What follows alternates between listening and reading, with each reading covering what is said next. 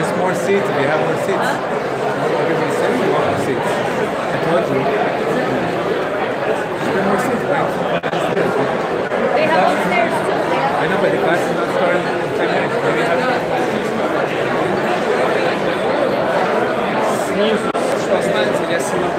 Here, you could put seats here. Look, you can put seats here. You can put seats here. Put seats here.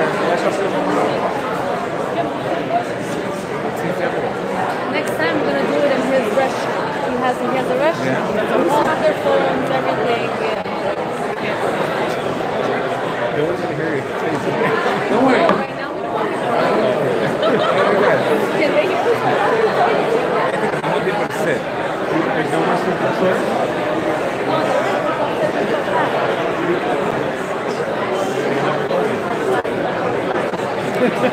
Well, you have like another 10, 15 seats right here. They're all here? Yeah. Take off the reserve things. Yeah, that's right. Take off the reserve. Okay.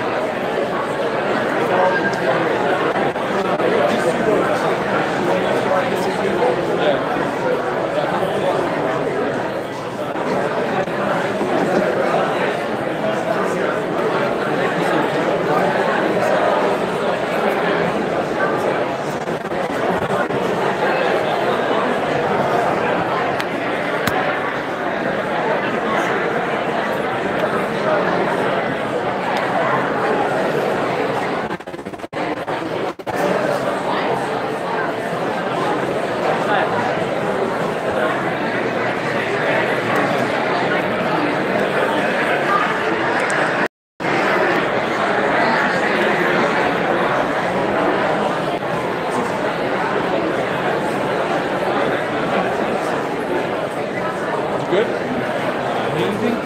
Should I get some water from the side here? Yes, I would say bring more seats. Yeah, I'm bringing 2 more chairs. Huh? Just remember from last time, you have to let them know when you're about to end. Because if you're just like, alright, and that's the class, you're gonna have that whole attack you. Yeah, remember that? Then you have to say, Remember that?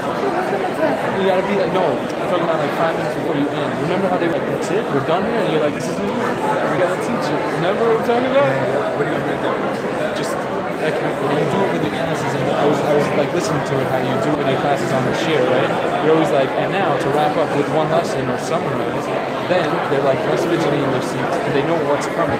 As opposed to the last class, you were just like, and that was the last lesson. Minutes, you understand? I know, we're in psychology, so I'm gonna get you a water on the side here, yes? Yeah. Sorry, I know, bad timing. Can you make a little announcement at the end? Get people to come to swap. Sorry? It's a nice place, okay? Okay. But your organization is amazing. Right. I really support it. I don't know what your organization is.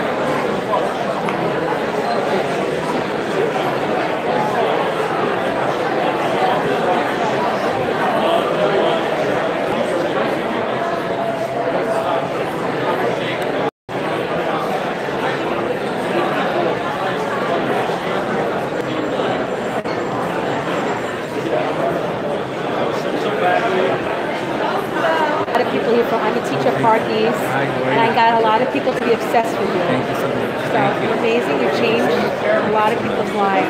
Thank you.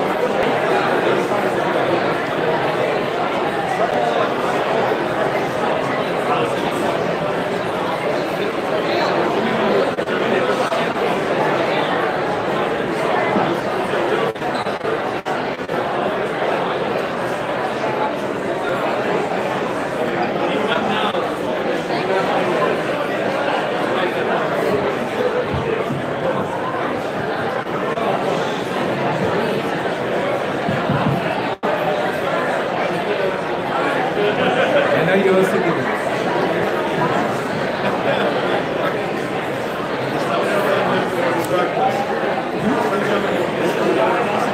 Maybe do like. That's my student. Do you want me to put type? I can't type that. I just start it. Or you can start it again. I think you should maybe show the whole crowd. No? Okay. Show the whole crowd. Good idea. Good?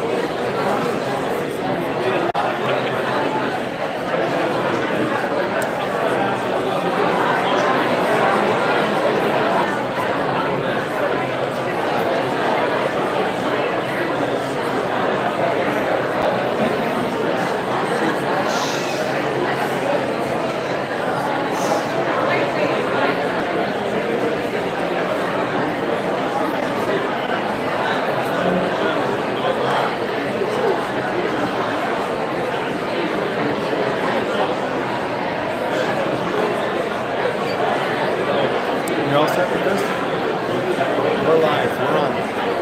It's too early. It's too early. Too early. It's too early. Wait like 8:25, 8:28. It's too early. Because then once So you we're get turn it there, off it's gonna be a again? 10-minute delay. So turn it off? Yeah. Because you got like 50 people already watching. the video picked the crowd. All right.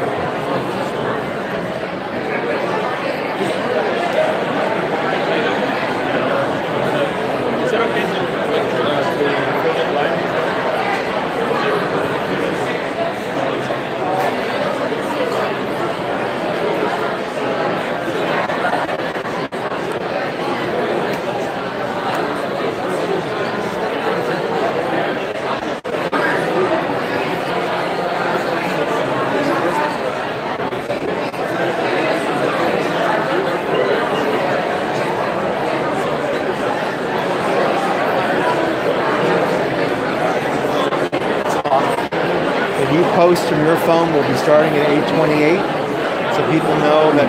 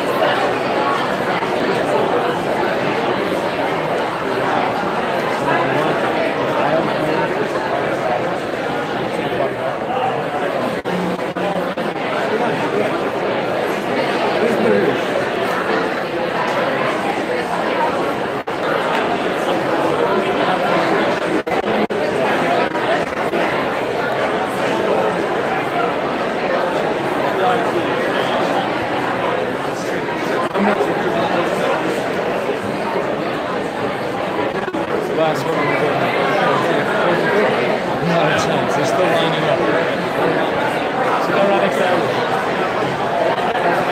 But there's nobody reserved like that. It's totally fine. There's people take one of the things.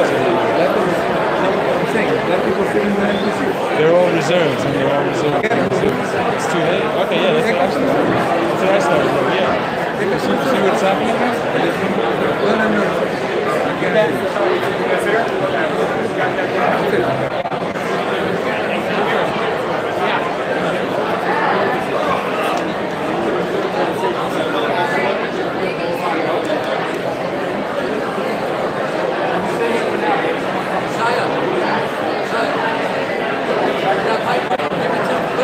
No. Torah anytime?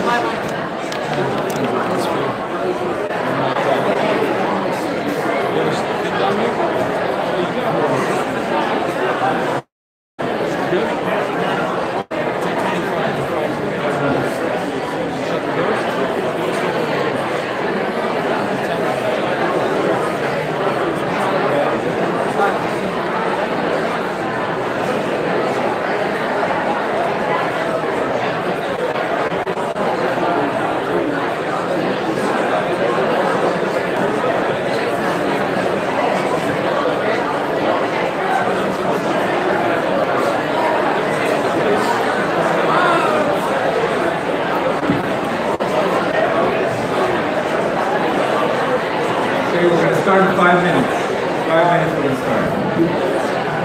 5 minutes.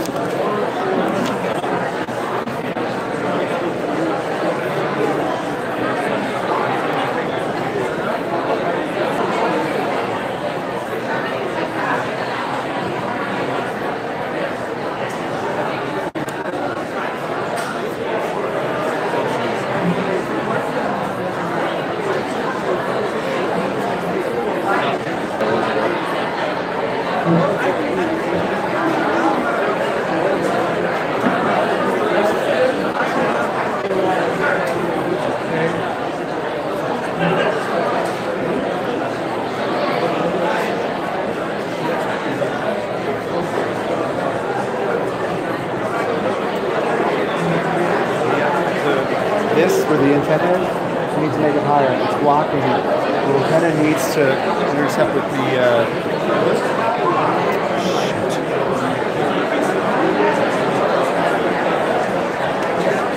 Start it now.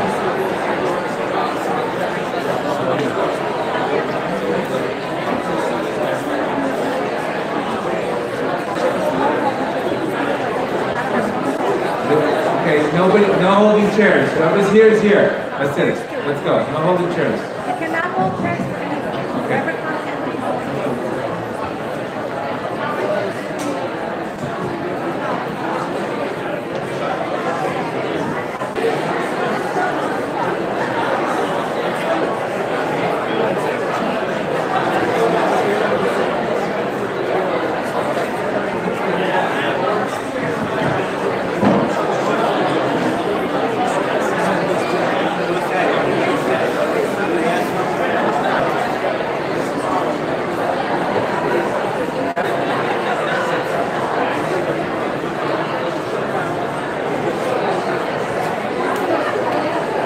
It says,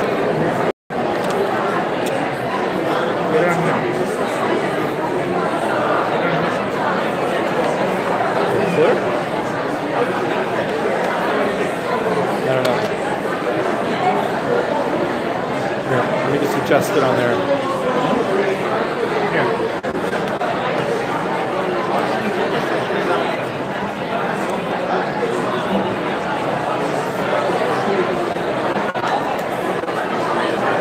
This may not work.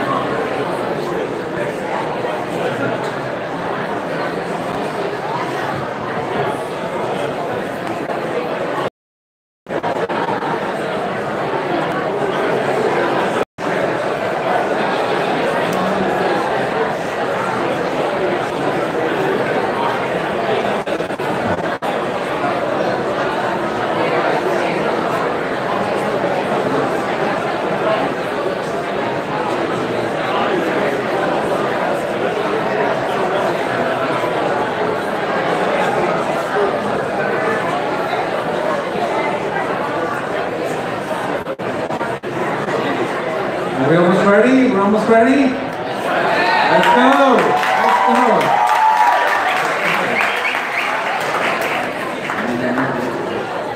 Are we ready? Are we ready? Are we ready? Okay guys, if you could just mute your phones please. Everybody hears me? Good? No? Yes? Okay. Are we ready to go? Let's go. First, I want to thank the wonderful Bulgarian community for having us here.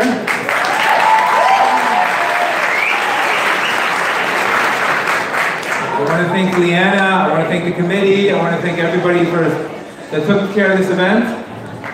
I want to thank all the people, the followers who spread the Torah classes. I think the first group started with 30 people, and now it's over 9,000 people. It happened by mistake. So you can see a person has a direction, Hashem takes him wherever he wants to go. Can everybody hear me? Yeah. Good? Everybody can hear me? Okay. So I guess trauma is pretty common in New York, huh? Okay. So my specialty is I have a drug rehab facility in Miami. I also have a detox that I'm opening up in a week. And this is something that's very close to me. We just opened up a trauma center in our rehab facility because when I was basically dealing with the clients, I realized that over 95% of all addictions had to do with trauma. So not 10%, 90% of all addictions had to do with trauma. So I said, you know, we have to talk about this more. I guess sometimes the rabbis are not talking about it enough, but I said it's my job to talk about this. So there's no other specialty than Rabbi Nachman to talk about trauma and how to get up. We know Times Magazine says who are the strongest people today are the people that are most, we have to be able to think greater than the person can figure, because without that, how does he have the emunah? So we have to think greater than we feel. It's very, very important. Many people, they can't get out of their situations because they can't think greater than they feel. The only way to think greater than you feel is to be out there. That means I have to believe in a better tomorrow. I have to believe there's a better meaning. So that's what we're going to go speak about today. So again, resilience is the key. Rav Nachman had a beautiful Torah, and he says one time they were burnt on the ground. And they said, look at that guy. What is he doing picking up the scraps in this house? What is he doing picking up the scraps? He's wasting his time. He says that's exactly what we need to do. Everybody's going to have a situation in their lives that their house got burnt down. God forbid, not a house, a divorce, failures, etc. Our job is not to say why me, but to say what's next. That's the key to this class today. Not why me, but what's next. We're about to approach Rosh Hashanah. The ultimate key in Rosh Hashanah is we're literally saying to God, you are the king of the world. I'm here to crown you. How can I crown the king if I think I was dealt a bad hand? So it's a big problem because you're saying something with your heart, and next thing you say, God is great, God is everything, and you walk out of there, you complain about how miserable your life is. So there's a disconnect there. That's why it's so important to have kavanah. So remember, Rosh Hashanah, we're there to crown the king. We're there to tell God, look how great you are in my life. That's the whole purpose of Rosh Hashanah, to show the greatness of God. So we have to make sure that we are in line to that. That's the number one thing. Remember, have I demonstrated in the past year that God is great? For example, can I pray that I had last year? God, please give me a better year. I have to pray for a better me. The only way for a person to crown the king is to have gratitude. The only way to have gratitude is to have the right perception. Because if I don't have the right perception in life, I can't crown the king. If I can't crown the king, then I got a big problem. Then everything else is a result of that. So if I don't feel that Hashem loves me, a person doesn't love himself, he's going to end up losing himself. And this is where we have such problems with addictions, because if you don't love yourself, you're not going to put an effort for yourself. So what we try to do is we try to get people to start loving themselves by looking at their failures. I myself was divorced. I myself failed 1,000 times. And you can see people when I introduce them to dating, oh, she's divorced? Something must be wrong with her. I said, you're asking me to set you up, and I was the one that was divorced. So we all have, this is part of life, but we judge people so quickly today. We're in such a judgmental box world today. And we have to realize the fact that maybe they were divorced, they have more experience than you. They have, it's not the worst thing in the world. So we definitely have to stop the judgment. The judgment is terrible. We have to understand that the key to grow and give is the ultimate key to our happiness. If I'm stuck in trauma my whole life, I'm going to give you tools today to get out of trauma. But if I'm stuck in trauma my whole life, I can't be a giver. I can't be a giver because it's all about me. And I can't, that's the problem with the story. It protects you, but it imprisons you too. So many times, like I said, I try to set people up with people. Hey, try this business. I'm afraid I'm going to fail. But if you have the same thinking as before, you're going to have the same actions, and you're going to have the same results. So the only real key to change is to have new thinking. And the only way to have new thinking is to have new information. That's the only way. Rav Nachman clearly said in Lesson 250, that he says in Lesson 250 that all our problems, any suffering that we have today, it's due to perception. It's due to perception. The number one job of the ego is to block perception. Is to block it. So you're not open-minded. And that's the problem. If a person's not open-minded, what is he going to do? He's going to blame other people.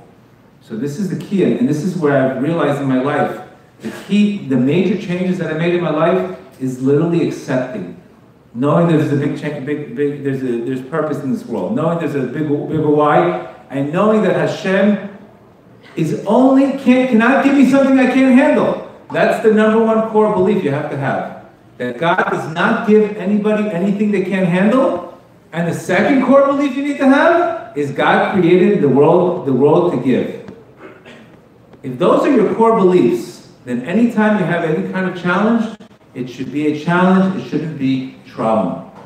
Again, maybe I'm sounding a little insensitive, but I went through the worst things in my life, and it's only when I had better thinking, when I had bigger perception, because when you accept, what are you doing? You're showing God is the king. There's a much bigger why.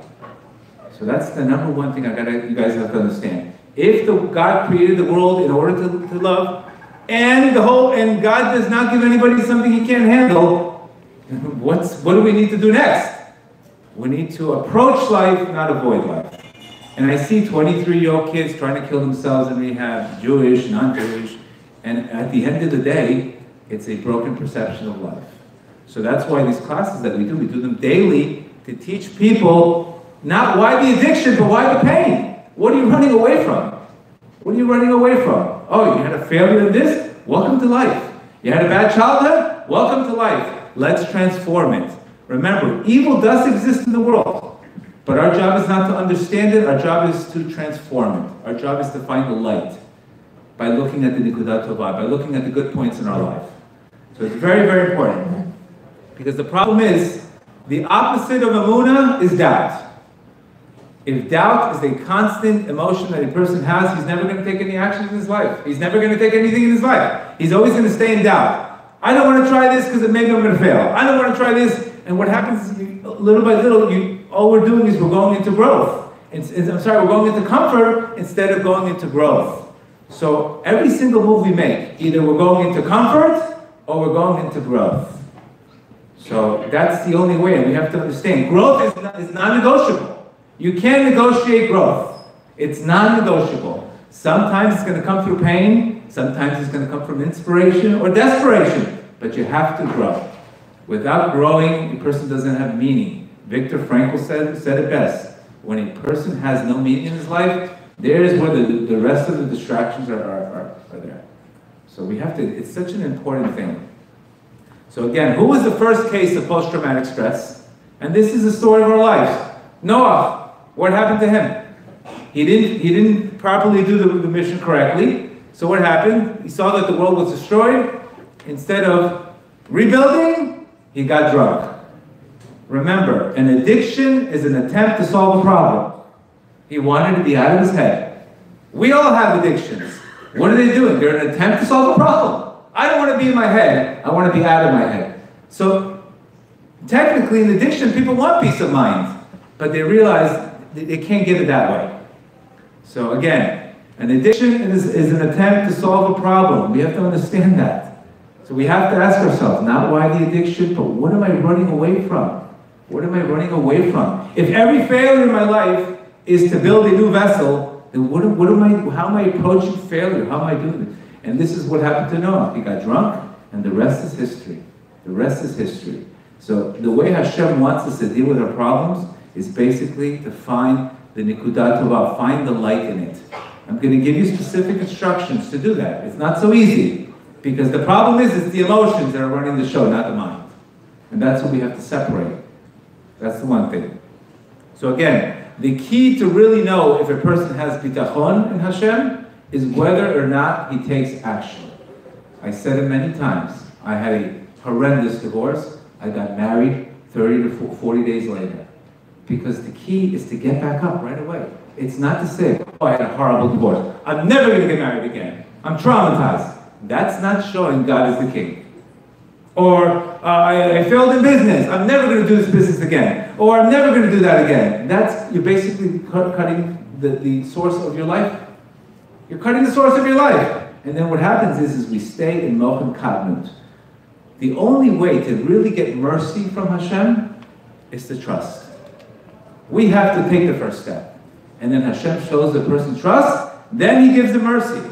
So again, why is the world created that way? Because the world was created so the person should make the lower arousal. I have to make the move, and upstairs they make the move. Which is, otherwise it would be too easy. You would have open miracles. So that's the way God created the world. So remember, God does not give a person something he cannot handle. Remember that line, because if you don't remember that line, the rest you're going to think, oh my God, it's too much. I can't believe it. I'm the only one with the problem. If you don't have that line down packed, already you're not going to be able to have courage to move on to the new marriage, to move on to the new business, to move on from the, God forbid, assault that a person had. So again, it's not our conditions that decide our life, it's our decisions. We have a decision. Decision can change your life. The minute I said, you know what, Hashem, I'm going to accept, my life changed. The minute I started doing his bodhidut, my life changed. The minute I got rid of a couple gross numbers that I shouldn't have, my life changed. All of these things, 1 minute decisions can change your life. 1 minute decisions. It's not, don't think it's a big deal, but you have to take actions. And a billionaire and a beggar has 24 hours. So basically our life comes down to our decisions. What are we deciding on? Whether you wake up, whether you go to sleep, whether you help, whether you don't. These are all decisions. Whether you take growth or you take comfort. They're all decisions you're making constantly. Now, the only way to have we go back to this concept that it's very, very important that a person has to think greater than how he feels. If you can't get past that, then what are we doing? We're just replaying the same story, and next thing you know, what happens? We're stuck in that story. We're stuck in a cycle of a story. We're stuck in a limited belief, which is the complete opposite of what Hashem says, that He creates the world brand new every day. So if God's telling you He's creating the world brand new every day, and you're stuck in the same story, then there's the emunah. There's the suffering from the emunah. That's why Rav Nachman says that all suffering today, it's due to a lack of faith. You can never have a new thought and you're stuck in the same patterns. So it's very, very important that we have new thinking. New thinking means Hashem is kind. He created the world to give. Now, we're going to talk about the Tzimtzum concept. We're going to talk about everything else. But that has to be our core belief. And we have to understand, every single time I have a situation in my life, in any business, did we win or did we learn? There's no such thing as I failed, I'm a failure, I failed again, I'm worthless. Did you win or did you learn? That should be the only question. Not why me, but what's next? Did I win or did I learn? I hate to sound so simple, by the way. It sounds super simple. Did I win or did I learn? But how easy and soft and comforting is that? Instead of trying to figure out something that you're never going to be able to figure out.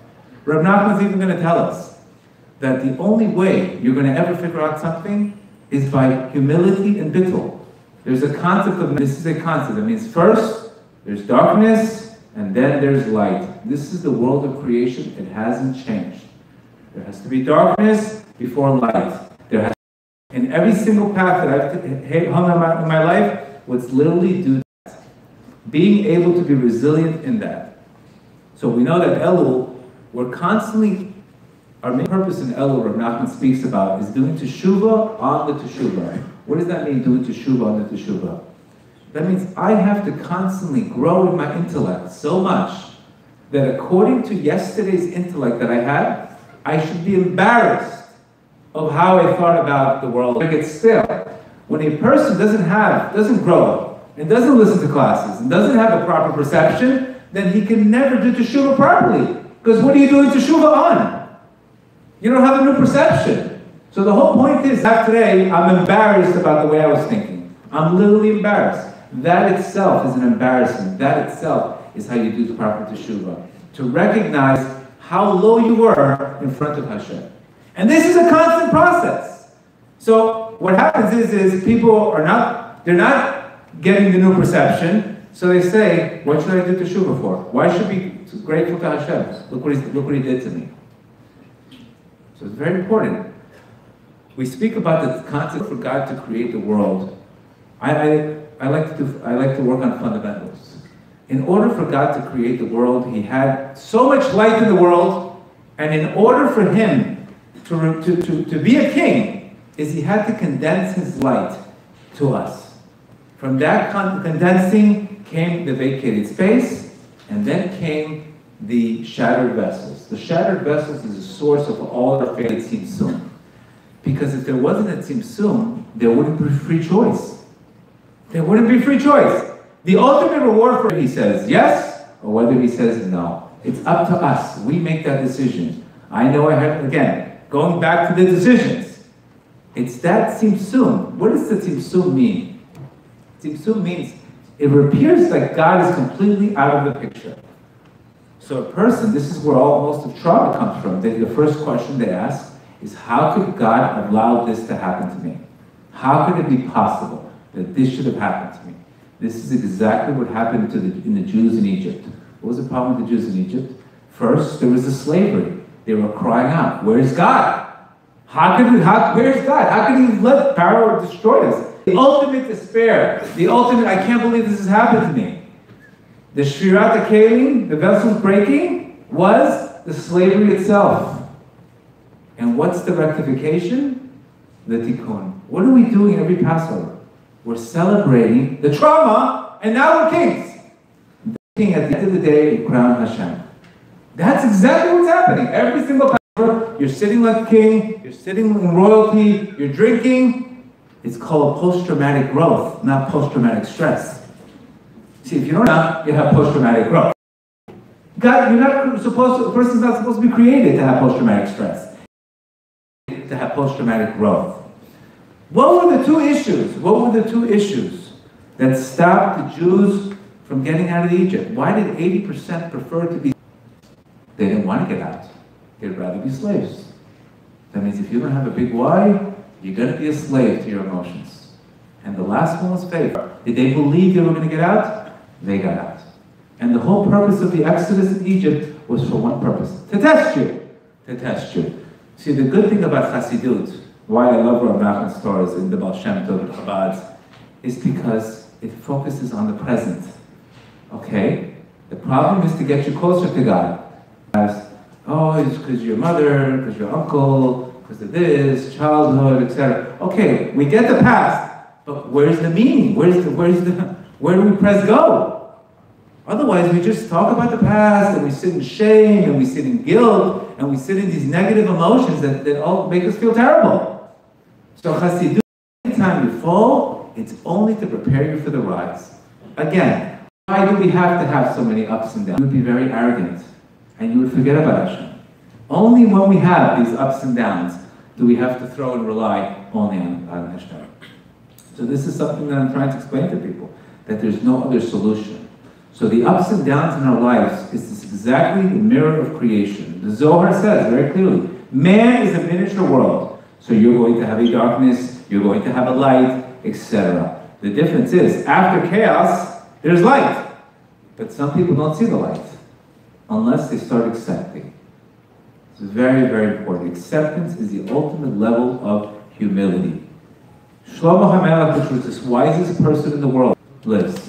What are you talking about? One who hates gifts lives. Doesn't make any sense. It's exactly that. Because God's ultimate, our ultimate purpose is to imitate God and become givers. What happens? If I can't give because I'm stuck in my problems, then I have to take, and then I'm not living my mission. I can't see my purpose. I don't know tomorrow. I'm too involved in the injustice in this world. Can I really say to a person when he's standing in front of Rosh Hashanah, this is horrible, that's horrible, that's horrible. So what happens? To the Siddur, 10 minutes, happy Rosh Hashanah. He doesn't feel, oh my God, I'm talking to the king of the world. There is a king of the world. My job is to crown him. So you have 30 days.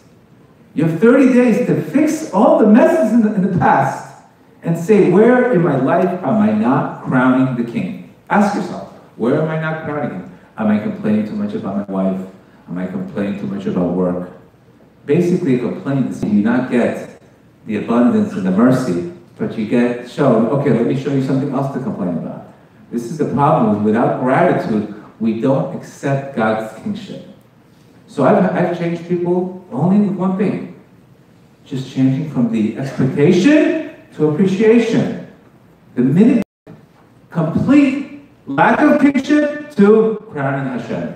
It doesn't, these things don't take much. But yeah, you have to be careful what you're thinking about. Because if you're not careful what you're thinking about, we're only upset because of our expectations. And at the end of the day, when we have problems, what happens? We go down with that. This is a famous line. Don't go down with your problem. I'm going to feel it. That means thoughts are the language of the mind. Feelings are the language of the body. Remember, and my body's completely thinking something else. I don't feel the abundance. I don't feel the kingship. I feel a lack. I feel a disconnect. If you're having a hard time thanking Hashem, finding Hashem, then what do we need to do? We need to go back to perception. Like I said before, a 5-year-old only cares about his broken toy. His perception is limited to that. Until he realizes, oh my God, I have a beautiful house. I have this, I have that. In order for me to make proper tshuva, I have to work on my perception so much that every single day I should see. And this is the same thing with the relationship. Why do relationships get old? Because they're not renewed. Anything you don't renew, anything you become casual with, you will become a casualty to. Anything. Exercise, relationships, business, across the board, health. If you're casual with it, you will become a casualty with it.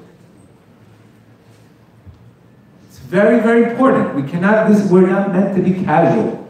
We're not meant to be defeated. We're supposed to be the ones that are giving light to everybody else. That's the purpose. We should have non-Jews saying, where can I convert? Where is the first place where I convert? It's not happening today. It's not happening.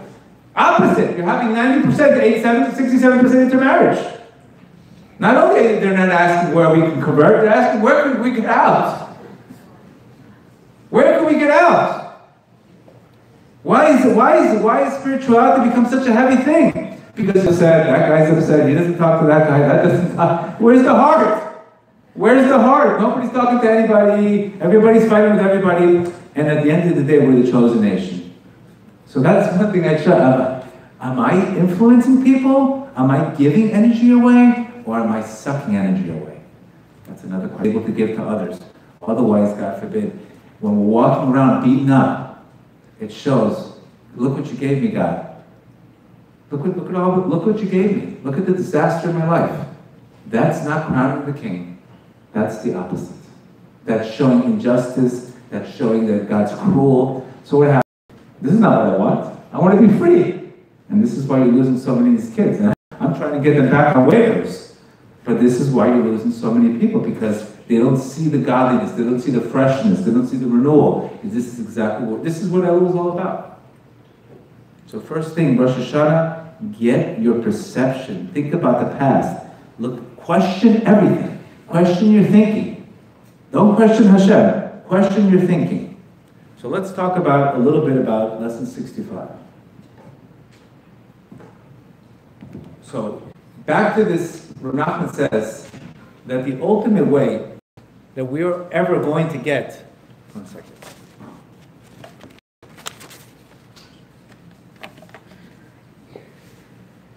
The ultimate way we are ever going to see beyond the problem, and we have to realize the reason for the problem is because Hashem took our awareness away.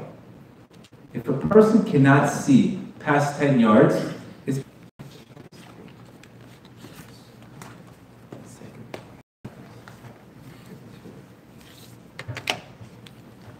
whatsoever. Everything is only good. The pain a person experiences in this world and the suffering he goes through is because Hashem took his awareness away from him. One of the things that we need to do, instead of repeating the same story over and over, we need to ask Hashem, open up my eyes. Open up my eyes. We gave the example of Hagar. Hagar was stuck in the middle of the desert. She was crying out. Her child was about to die. What did she do? She cried out to God. You know what God did? He opened up her eyes. The well was there the whole time. The fountain was... What did God do? Our eyes. That's perception. So what happens is this is what we're asking. We're asking God, don't change the situation. I need to change. I need to change my perception. So what does he say here? God forbid, because his awareness is taken from him, he's unable to focus on learning Rabbi Nachman's teachings 18 years ago. Never had intentions of speaking, never had intentions of absolutely doing anything with it, but I love them, I use them myself, etc. Until we opened up the Breslov Center, I had a horrific trauma, and what happens is I was in the wrong lane in life. I had an insurance company, I was enjoying life, nothing, no speaking, no therapy, no rehab, in that profession. What did I do to get me to the right lane? Now, back then in the problem, I didn't see it. I didn't realize this was all happening for me. Life was happening for me, not to me. Back then I said, why are you doing this to me? Look at the tzedakah I give. Look at all the things I give him. Look at how many mitzvahs I do. I started saying how many things I do. It says, this is unfair. So what happens? I didn't feel like praying. I didn't feel like giving charity. I got in such a negative mindset of a victim because God was preparing a whole different life for me, but I was completely blind to that. So all I focused was on the short-term problems. To see what was going to happen, I would smile and say, I will take the suffering happily. So guess what's happening to us? We're all going through that. Basically our soul. And when you go in the wrong lane, sometimes it takes a midlife crisis to get you to the other lane. Because you're not going to learn it easily. Sometimes it takes a midlife crisis to flip your life around to get you to the right place where your soul is alive. Which is ultimately kindness. But it doesn't look like kindness at all. It doesn't look like. It looks like cruelty. I always spoke to people, Girl Scout cookies. They don't come with a Girl Scout cookie telling you, would you like a blessing? No, they come from the back door, they tear down your house. Oh, here's the blessing, by the way. We don't see it. This is the way blessings are cloaked today, unfortunately, sometimes. So we all have that. How did I get to that? It's called bitul. We know that all of our problems come from, when we say, why me, what are we focused on? My problem, right? We need to go from ani to ayin. What is ayin? Humility. So anytime we're focused on the self, that's where the problem is. So we have to shift from ani to ayin. If it wasn't for this scar, I wouldn't have got here. If it wasn't for this scar, I would have got here. Your scars you're supposed to be your medals. They're not supposed to be, look what this person did to me. You never pushed the emunah button. You never pushed the bittul button. You never accepted. So your scars should be your medals. Person should be walking with scars like a captain in the army. This was from this war, this was from that war, this was from that war. I'm not allowed to make jokes anymore because I got too much heat from everybody. So I got to take it easy with the jokes. This scar, I would have never gotten here. If it wasn't for this scar, I would have never gotten here. Any kind of therapy that you have without attaching a meaning to it is you're stuck. You might as well get a life. Remember, that means the purpose of these classes that we speak about with teaching is every single class has a meaning behind it. Oh, by the way, the reason why this is happening is there's a bigger why. So we realize that any kind of suffering that we have is literally a cleansing to prepare us for a different vessel. It's a constant process. It's a constant process of cleansing the vessel. You can see that sometimes when a person wants to see very, very far away, he can't see very far away. What does he need to do? He squints. Why do I have to squint if I want to see something very, very far away? That means something is happening for me, but right now I can't see it. So what do I need to do? Nachman tells us we need to close our eyes. We need to close our eyes. When you close your eyes, you're already connecting into a deep... What happens if we close our eyes? We wake up with a bigger headache. Because I'm trying to numb something. So the first time we close our eyes, what's happening? The Yetzer Hara goes, where are you going? Look at the problem you have. Look at the intensity of the problem you have. Only by constantly getting it by the second or third time, what does Hashem do? He'll give you meaning if we handled something the right way. How do you know? How do you know if I handled a problem the right way? Only if you said, for example, any invention today that was created, even look at the top speakers, Tony Robbins, Mel Robbins, they all had a tremendous amount of chaos in their life. Mel Robbins was bankrupt completely, she lost everything, and she woke up 5, 4, 3, 2, 1. Next thing you know, she sold 8 million books. That was the darkness that got her to that. Oprah Winfrey. Same concept. Only when they were able to deal with the darkness, when they were able to go. The Klausenberger Rebbe. He started building. He started building. Our job is to say, what is next? Every scar is a medal. It's not there to defeat you, because we believe that God's doing it for us. So Rav Nachman says the only way to see something much greater is through Dat. Now, why is it ever in creation? Well, it came from the sin of Dat. What was Chava's main issue? She pursued pride. She pursued the ego. She went for the Eitzadat. She went for the intelligence. She went for the control. How do we fix it? Only through that. Because she sinned through that, we'll be able to rectify it through our perceptions. So it's very, very important. So back to the Shvirat HaKelim concept. To go back to the way creation was created. First, there is a tzimtzum. A tzimtzum is an absence of light. That's where a person feels that there's despair. How could God do this to me? I have 3 kids, my husband went with this other person. He doesn't see God. That's the first step. Right? The second step is the vacated space. That's where we have to have free will. And the third step is the Shvirat HaKelim, which is the failures of the past. And the fourth step is the Tikkun. Let's give you a practical example for this thing. Let's say you're standing in a room, and all of a sudden, you see this chandelier, it breaks in 1,000 pieces. What happens? That's the Shvirat HaKelim. You're traumatized. What happens? You have a beautiful chandelier, a beautiful house, it breaks right into your face. Not only does it break all over the place, that's the remembering of what happened to you. Now what happens? If this person doesn't go and say, maybe Hashem wants me to put a bigger light, what happens? He stays in darkness. Not only does he have no light, but he has 1,000 pieces of glass all over his life. And every time he steps someone, he remembers what happened to him. How do you rectify this? What's the tikkun? I'm not telling you you're not going to have the piece of glass in the bottom of your foot. But you're going to say, well, look at the new light. If it wasn't for this piece of glass falling, I wouldn't have put the new light on. That's when you have purpose. That's when you have meaning. Then there's no suffering. That's what Viktor Frankl says. The minute there's meaning, suffering completely is over. When you don't have the meaning, you're still going to suffer. You understand? The meaning is the key. Finding meaning.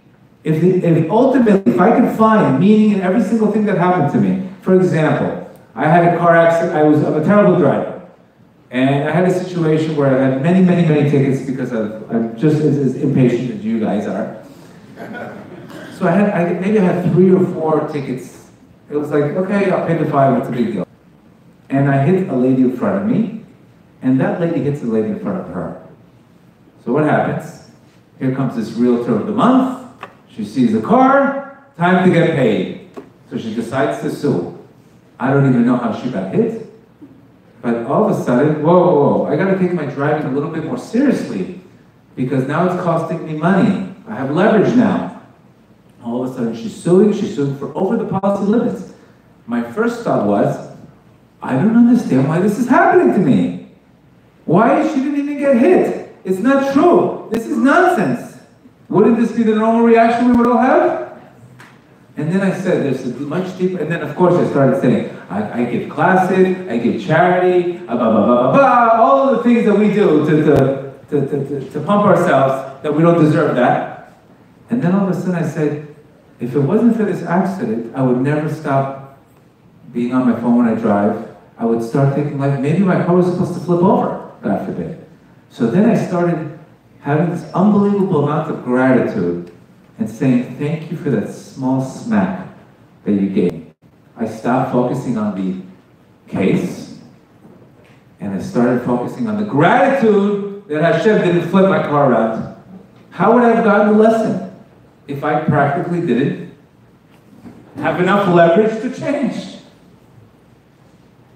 Is it gratitude? So the way I was looking at it completely shifted. So I started feeling, all of a sudden, from worrying about a case, all of a sudden I had an abundance of gratitude that Hashem saved my life. Oh my God, what's happening? Who's she judging? Who's the court? Who's the lawyer? Who's this? Who's this? Maybe they'll take this, maybe they'll take that. Call this, call that attorney. You missed the whole picture. It's to get you to wake up. It's to get you to wake up. It has nothing to do with her. It was so ridiculous that I didn't even hit her head on. It was another car that hit her. But if that's what Hashem wanted, that was the wake-up call. But that over a leg, that over, God forbid, some bad accident, thank God. When you look like that, you get out of a problem in 5 minutes. And you say, oh my God, I'm so grateful for you. And guess what? The case is little by little going away. Because why? Because we did tshuva. So there's no need to wake you up. The purpose of punishment is only in the absence of tshuva. That's it. What is godly punishment? The only purpose of punishment is to wake a person up to realize, hey buddy, you're going in the wrong lane. This is going to lead you to this. This is going to lead you to that. So when I looked at that case, and I'm like, it took me 1 day to come to that conclusion after accepting. Then I said, oh my God, you're doing it for me. And that was the unbelievable amount of... This happened, made that conversion. Made the conversion by saying, oh my God, you're trying to save my life. You're trying to do this for me, not to me. The minute I'm still in the to me, I'm still in the why me mode.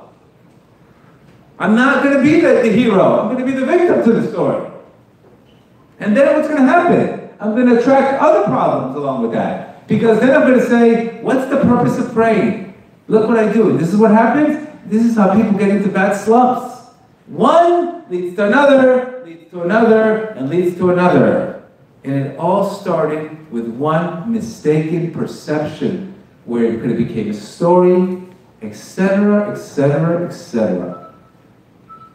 And what was the big change that I did? I started questioning my thinking instead of questioning Hashem. And there was an aha moment. Because when you start questioning your thinking and stop questioning Hashem, then you start becoming humble. And then through humility, all the answers come to a person. Once there's arrogance, there's no room for the answer. Where is there room for the answer? There's no place, because you already have a story. So there's no way a new story can come in because that story is already related. The same thing. Hashem's waiting to give a guy who got divorced. Okay, you had a bad divorce. You learned. You didn't win. You learned. Get back and get remarried. Not go and celebrate. How many times do the Knicks celebrate after they have a bad loss? Imagine with the Knicks having a major champagne party after they get back up the next day. You did. That's the biggest. I'm not the smartest guy in the world, believe me. But one thing I do, I recover quickly. I get the hints quickly. I'm not going to ever question because I believe that I've seen so many miracles. He's doing it for me. That single line absolutely changed every single thinking you have, whether you approach life or whether you avoid life, whether you're walking around with scars or you're walking around with medals, whether you say why me or whether you say what's next.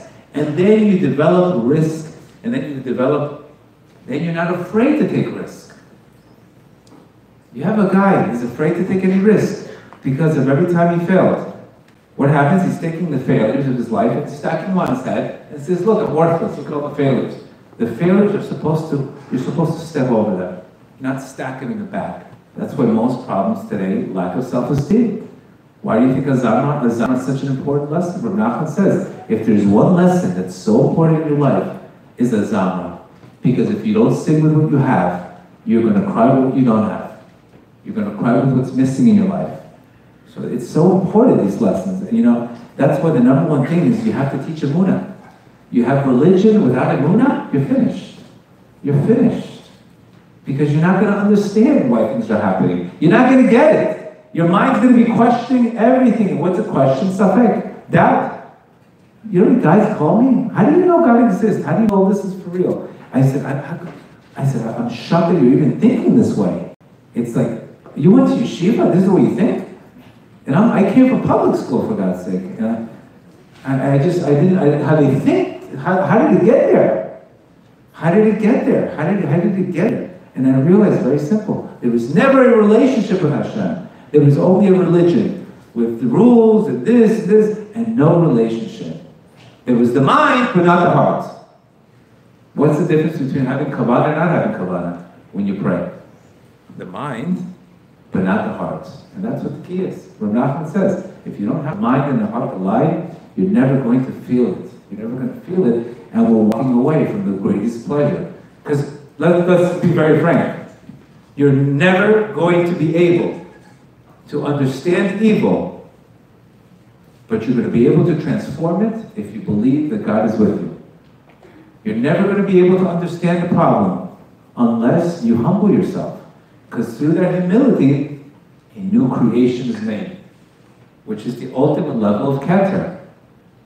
But today, the number one thing I try to get people in addiction, you have to accept. If you don't accept what happened, I can't come to help you. As the Kosko Rebbe says, Hashem is only where you let him in. You let him in here, 100 vessels. These shattered vessels are the failures in our life. They're built in creation. We're going to have to go through shattered vessels. We're going to have to go through failures. But the purpose of that is to rethink your strategy. It's not to harm you. It's to rethink. Okay, Shalom Bayit's not working like this? Rethink it. Rethinking positive thinking doesn't mean I want a new light. There must be a vessel that's able to capture light. It's just like we all have these wonderful lights to do everything. I have a light to do this. I have a light to do that. That comes from a desire. Only through patience and humility can we develop it. Just like somebody that wants to lose 50 pounds. If his light is not matching his vessel, he needs to focus on losing 2 pounds. Otherwise, his light is not going to match his effort. So when he tries, the light will be too much, and then he says, I tried, didn't work. No, it doesn't work like that. Think big, but act small. Cut the movie. Cut the movie. Don't ask why the addiction, but ask why the pain. Oh, because of failure? Because of a parenting? You know how many times, my story could have been, my father left me when I was 8 years old from Colombia. I could have said, maybe he left me because I'm not worthy. Maybe I wasn't worthy. I wasn't the smartest kid. That's why he left. Or I could have said, wow, I'm 8 years old. I better get to work. That was my story. But what happens is children don't have feedback. So they only get what their parents say. They can never question, oh, mommy, you had a tzimtzum today. That's why you're yelling at me. Or mommy, you had a bad quarter in business, right? That's why you're not. It has nothing to do with me, right? Children don't know the difference. So sometimes they'll have that thought their whole head, I'm unworthy because of my childhood. We have to question that. We have to say it has nothing to do with you. If a parent cannot give love out, he's not able to give it. He's not emotionally able to give it. Many times our parents were dealing with, raising families and they weren't emotionally available to tell you how great you are. Guess what? Tough luck. So realize they weren't able to give it at that. They were overwhelmed. I'm going to question, you weren't available to take me to every baseball game. Maybe you didn't like me enough. That could have been my story. And I could have been in addiction centers, numbing my emotions and why I'm worthless of a bad childhood. And guess what? My whole life would have been destroyed. Because I would have had that story tied to my... And then you got to go back and you say, why don't I love myself? Let me turn that trauma into a learning, not into a failure. I learned. But when I stop blaming people, I stop this, then what happens? Then a person gets Hashem's merit. Because either, if a person looks at life negative, upstairs they're looking at him the same way. So it's so important to fight for joy. And remember, for the past 10, 15 years, it has nothing to do with your soul. And why the beginning is so difficult is because your brain is not used to a new thought. So I tell people it takes 30 to 40, sometimes 60 days to break a thinking pattern. I'm too busy. Okay, I can't help you if you can't help yourself. That means you might have to invest 30 to 60 days in a thinking pattern, fighting that story, but to realize, I'm a soul. A thought is a vibration of energy. I'm not that person. I have freedom. So now we have to start writing the new comeback to the story. Okay, I went to the class, and that's when I came back. I started thinking different. Remember, we can't think the same because our brain will not allow us to come up with a solution. Specifically, our brain, when a person has excessive cortisol, even his brain will not allow him to come up with a solution to his problems. So he's always staying in that mode. So the first thing is acceptance. Whatever happened, it happened for me. I'm not going to hide away from my problems. I'm going to deal with it. I'm not going to be the victim. I'm going to become the hero. I'm going to walk into Rosh Hashanah with a crown and saying, Hashem, I had it all wrong. I'm starting to question my thinking. I'm not questioning you anymore. And then you can go into Rosh Hashanah with tremendous momentum instead